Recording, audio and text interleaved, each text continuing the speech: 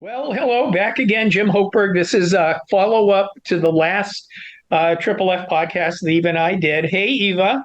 Hey, Jim, I'm hanging on the edge of my seat. So let's jump into this. You've got a lot of good information for us.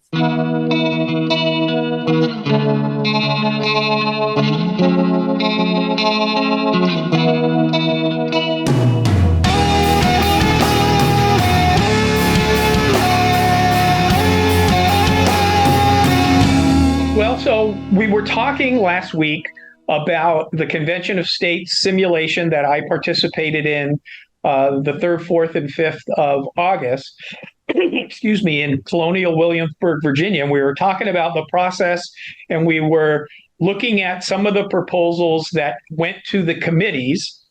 And I was just getting into the Committee on Term Limits and Judicial Restraint. Yes, I have a quick question for you, though. After you Sure. did the show last week, it occurred to me, you never did tell us how many states were represented. There were 49 states. Rhode Island was the only state that sent nobody. Okay. All right. So 49 of the 50 states were represented. So as you're talking about the delegates, that means there was at least one person from 49 states. But I would say I actually have a list of everybody. They're not numbered, but I'm guessing there were at least two from every state. There were probably 300 people. Cool. All right. So now you can continue. So the committees were the Committee on Term Limits and Judicial Restraints, one. Number two, the Committee on Fiscal Restraints. And then third, the committee that I was on that we talked a little bit about last time, the Committee on Federal, Legislative, and Executive Jurisdiction. And as we talked about last time, I wanted to be on that committee because that's where we can change what the Congress and the executive branch I guess legislative and executive jurisdiction, what they're allowed to do to us. We could take away powers that they've been given by the courts in the history if we so amended the Constitution. So the Committee on Term Limits and Judicial Restraints had only two proposals. Our committee to the whole body had three, and the Committee on Fiscal Restraints had only one long one, which means that in their committee, they were not as efficient as we were because we were able to talk about, craft the language, and vote to pass out to the body three whole, very complicated proposals, and the other two were only able to do two or one. Although the Committee on Fiscal Restraints did have 5 subparts, so maybe it was a little unfair to criticize them that way. So does that mean that since you guys approve these things that you're going to talk about a little bit more, if they get 38 states, these are going to be the things that they're going to be part of the convention, would be these things you guys agreed on? No. Well, this is a simulation of the real thing because there are not the 34 states needed to have a convention. Whoever shows up at the convention based on 34 states will decide for themselves how they want to do term limits and judicial restraints. The 3 proposals: limiting federal spending, drawing down the power of the federal government, and term limits. And how do people, I know you talked about this again, but just in case people missed that first part, how do you become the one that is appointed to represent the state? So I was asked to apply, and I was very interested in participating, so I did apply. And I was accepted along with Elijah Pierrick, and also Diamond Garcia was accepted, but he did not show up. But if 38 states happen, right, and whether 34 is needed to hold the convention. Okay. 38 is needed to approve proposals. Okay, so even if Hawaii's not one of the 34 or the 38, they're still going to have a representative that has to go, right, They don't have to send anybody. They can boycott. As long as the 34 that passed the resolution show up, that's the quorum. But if they did, so let's say Hawaii doesn't participate and it moves forward and they get the 34 necessary states, right? What happens if they appoint a Democrat to represent Hawaii? I mean, is that possible? I mean, could they? Well, it's very interesting because how the state decides who to send is not in the Constitution. Okay, so the governor could appoint someone? I would think that the legislature would have to do it because it's the legislatures that are calling for the convention. Oh gosh, so technically they could appoint some person that is opposed to the whole process to go. I mean, it wouldn't make a difference because as long as you have the 38 states, right, then it wouldn't matter what the crazy states want to do. Well, the 38 applies to ratification by the states. Right. 34 is for conducting the convention.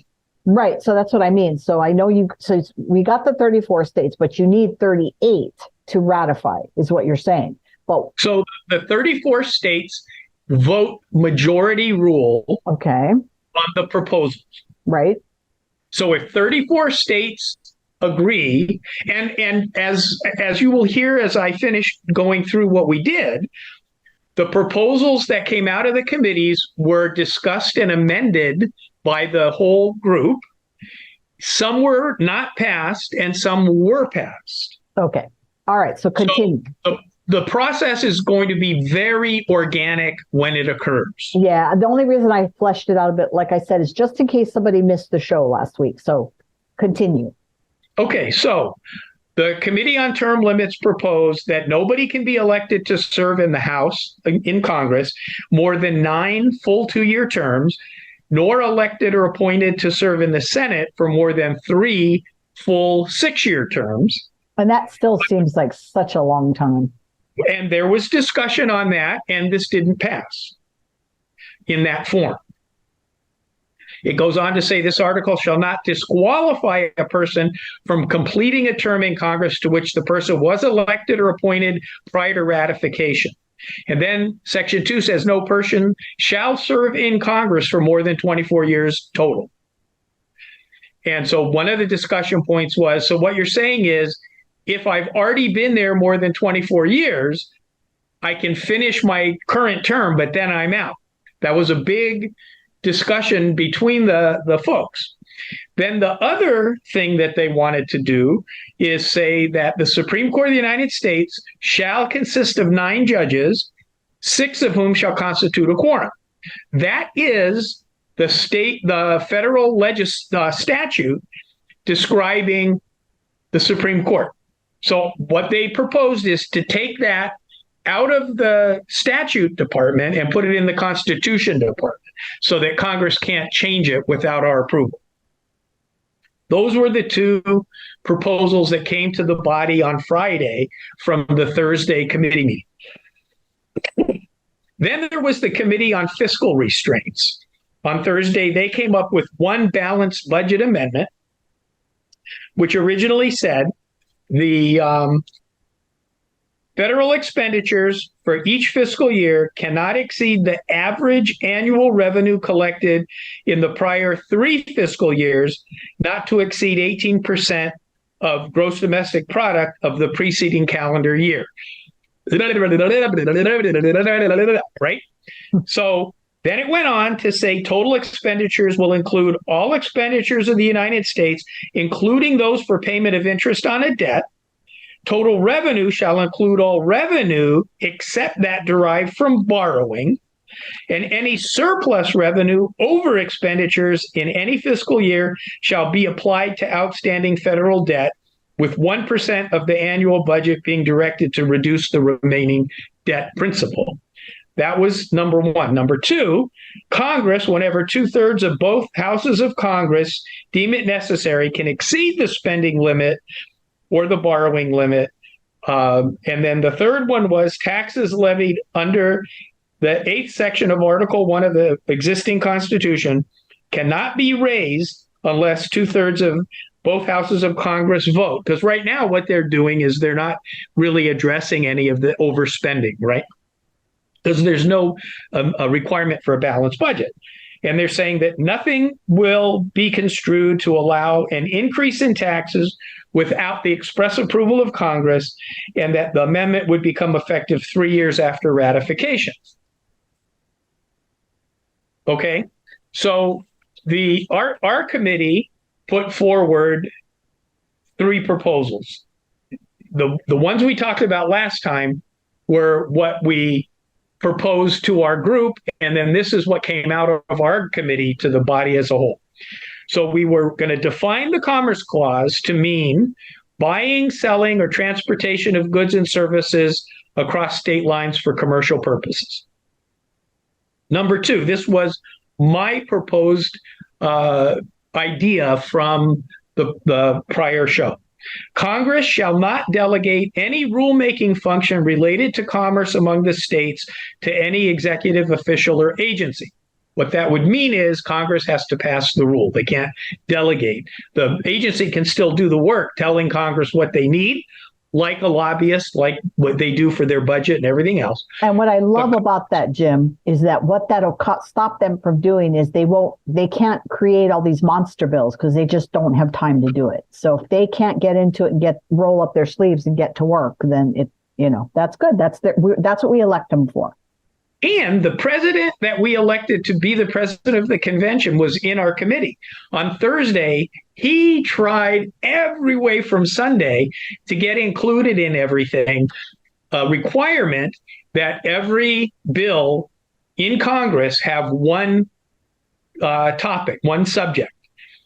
And it wasn't ever adopted because every time he brought it up, the group answered the same way. We're supposed to be dealing with jurisdiction. That's not a jurisdiction thing. It's a great idea. It's not our committee. And I was sure, because he was the president, that he was going to try and squeeze it in on Friday, but he did not. So then the second part, or the third part, was that any federal law or regulation existing at the time of ratification of the amendment that conflicted with the amendment will become null and void after the date of ratification.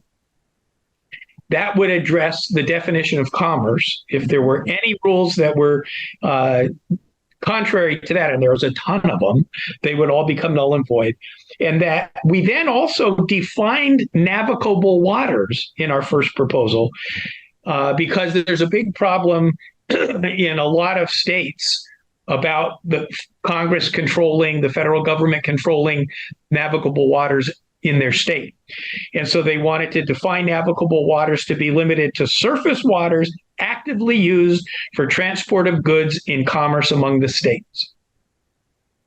The second proposal was called the Countermand Amendment, which said the legislatures of the states will have authority to abrogate any act of the Congress, the president, administrative agencies of the U.S., whether a decree, a statute, an order, a regulation, whatever, except for 2 things that the president's allowed to do, which is pardon people and clemency, and I can't remember what the other one was. But if you want to look it up, it's Article 2, Section 2, Clause 1. The abrogation would become effective when a simple majority of the legislatures of the states declare that. And the abrogating authority can be applied to provisions of federal law existing at the time the amendment is ratified, which means if this were to become language in the Constitution of the United States, and the states don't like something that Congress did when FDR or when Woodrow Wilson or when Abraham Lincoln was president, that's still in effect, those states could overturn it for the whole country. And then the third thing was no government enforcement of an abrogated federal requirement under this. And if something gets abrogated, it can't be reissued in the original or substantially similar form for 10 years, which I was very interested in that thing. The third one was hugely debated. You don't know, because I learned this. A lot of the Western states came out of the state of Virginia. When the Northwest Territories were acquired by the United States, it was part of the state of Virginia. And as Ohio and Pennsylvania, or Pennsylvania was original, when Ohio and Indiana and Illinois and North Dakota, South Dakota, Nevada, Montana, Wyoming, when they became settled by settlers and wagon trains, Conestoga thing, we've seen them in all the movies, they were still in Virginia legally. And then when they became states, Congress gave them a territorial on the map, but maintained control over the land and the mineral rights. And so this proposal to the Constitution was to require Congress to return or cede to the states the land that the federal government maintained, like our OHA and the ceded lands when we became a state in 1959 in Hawaii. Had no idea this was a problem. So the proposal out of our committee was, except where the state legislature approves the national government maintaining more than 10% of the land in any county, the national government may not own, regulate, control the land or mineral rights or the proceeds from the sale of those, except for the purposes enumerated in the Constitution as existing. The national government cannot own, regulate, control more than 10% of the land in any given county or parish or similar designation of a subpart of a state, except with the express consent of the legislature of that state. Congress shall return or cede the remaining lands to the state within 10 years from the effective date. And for the purposes of this amendment, control shall mean combination of federal regulation, treaties, land use designations, or any other kind of measure exerting control over the land within a county and a state, which has the effect individually or in the aggregate of rendering all or any substantial portion of the land non-taxable or renders the land unsusceptible to multiple use and sustained yield. And then they also had navigable water defined there. So that's what came out of the three committees on Thursday and went to the body as a whole on Friday, which is the 8-hour video on YouTube that we're going to post for you to watch. 8 hours is a long time to watch something that I got bored in the middle of being there in person at various times. Now you didn't tell you, but let me hang on. What I will say is, if you're going to open the video, every time a new topic came up, the video focused on the giant screen with the white piece of paper and the giant black letters.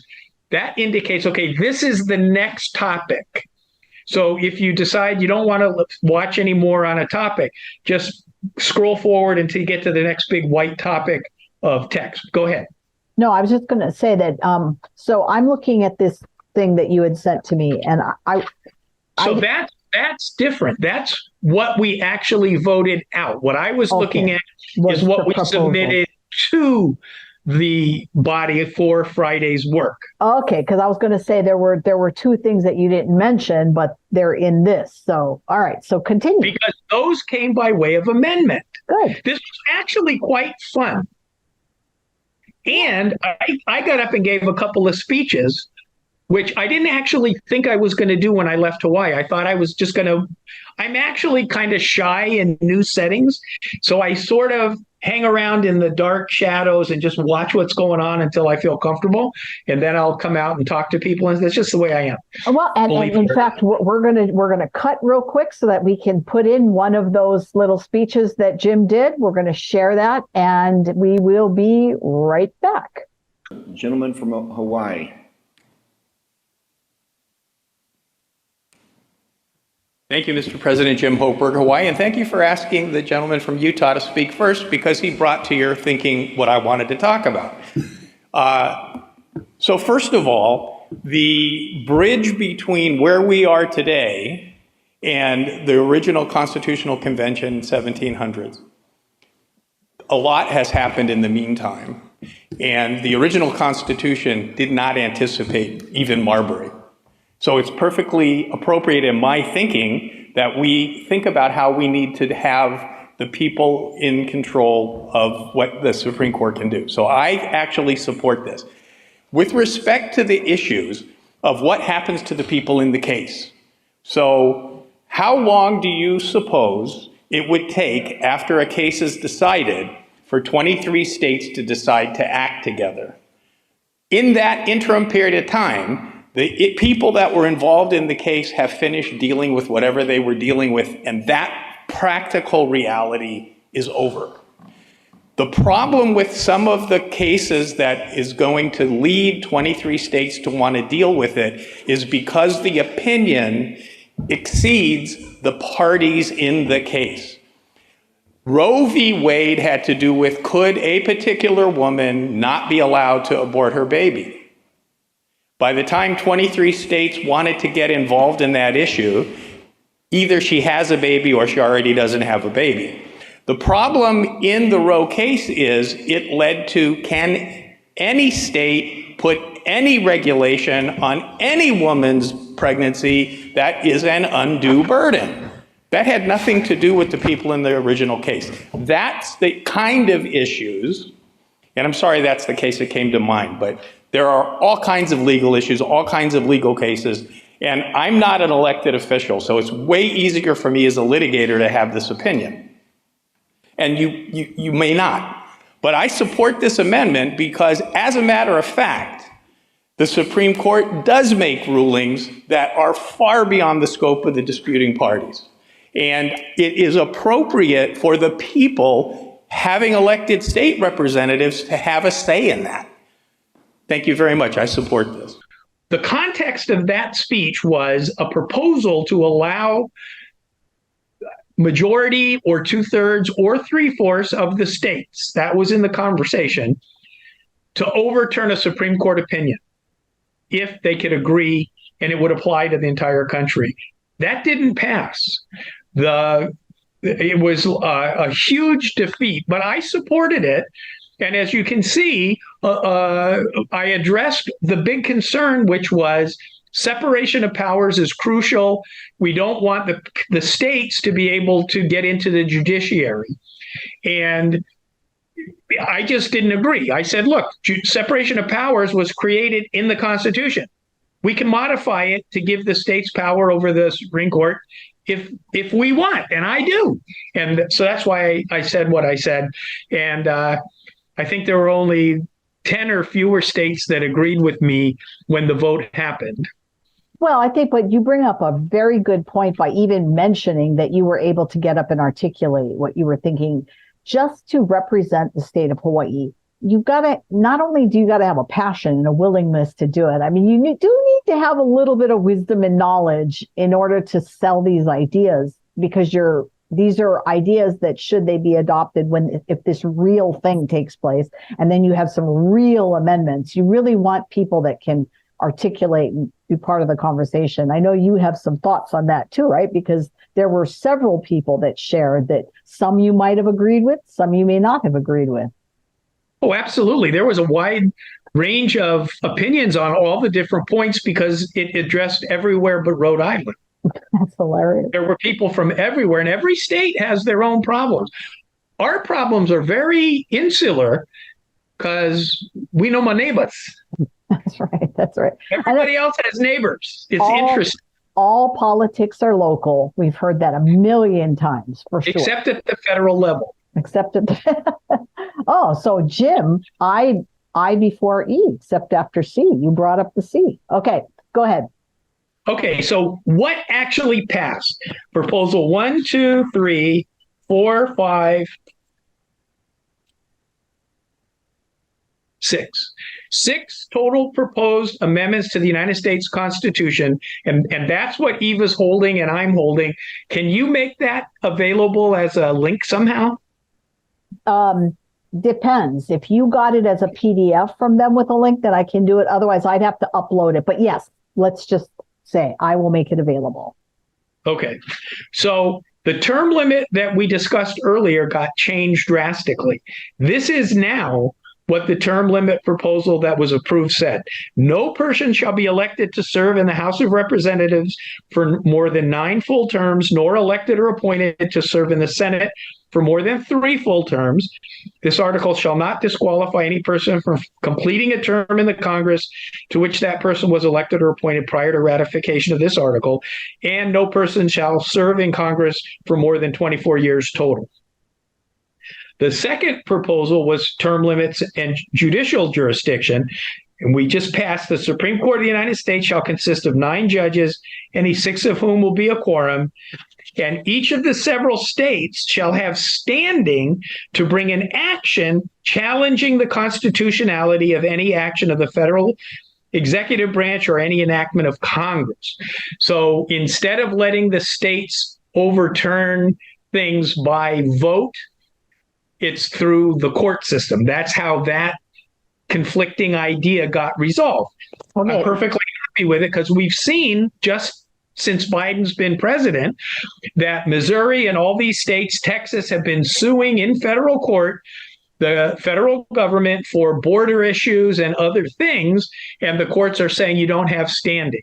So this takes care of that by saying every state has standing to challenge executive branch or congressional actions. All right. So now we've only got about 3 minutes left, and I know you've got several other ones. So why don't you encapsulate the next few? And like I said, click the link so you can actually read it. Well, we could do a third show, but since we may not, or maybe we can keep going and people can watch on YouTube. Our legislative and executive jurisdiction proposal defining commerce, prohibiting Congress from delegating rulemaking authority, so they would have to approve the rules for the Department of Commerce. And as I said in the first show, I was hoping that to be a blanket administrative agency rule. We decided in our committee to limit it to the Commerce Clause, so we put it in there. But everybody agreed that we need to do that. And that a federal law that was existing at the time of ratification that conflicted would be void after only 2 years. And we define navigable waters as the way we talked about in the proposal. The second proposal that we passed was the abrogation of of congressional acts or presidential executive branch administrative agency actions by saying that a simple majority of the legislatures in the states, so that would be 26 states, could overturn a congressional or an executive branch action, can't be enforced, and they couldn't reenact the same measure for 10 years. And our third proposal from our committee that passed was with regard to the land, and again, unless the state that the land was located in approved federal control, and it's interesting, it was the national parks. Yellowstone takes up more than 10% of the county in Montana where it's located, and everybody agreed the state ought to be able to say whether they want that responsibility or leave it with the feds. So anyway, except that the state legislature approves it, Congress has to give back to the states land in any county that they have more than 10%. And they can only hold 10% of the land. And I can see by your darting eyes, we're running out of time. We are. So here's what I want you guys to do, viewers and listeners. If you want Jim to break down these ones that he kind of rushed through, I want you to make a comment below saying, yes, make another video. And then Jim and I will do another one that will hash this out a little bit because it's a lot of information. Click the links to make sure you're looking at the resources. Like this video, share it, subscribe, hit that notification button so you know every time we upload a new video. And make sure you comment. We want to hear from you. And Jim, thank you so much. Let me make a closing reminder. None of the proposals that came out of this convention are real. It was a simulation. It was practice because we only have 20 of 34 states on the bandwagon. There's no deadline for 34 states. When we hit 34 states wanting to control spending by Congress, jurisdiction of the federal government, and putting term limits on people in Congress or judiciary, those are the 3 topics the 20 states agreed to. When we've got 34, we'll have a real one. Yep, and visit the Convention of States website if you want to learn more. And we will see you all next week. Mahalo, everybody. Aloha.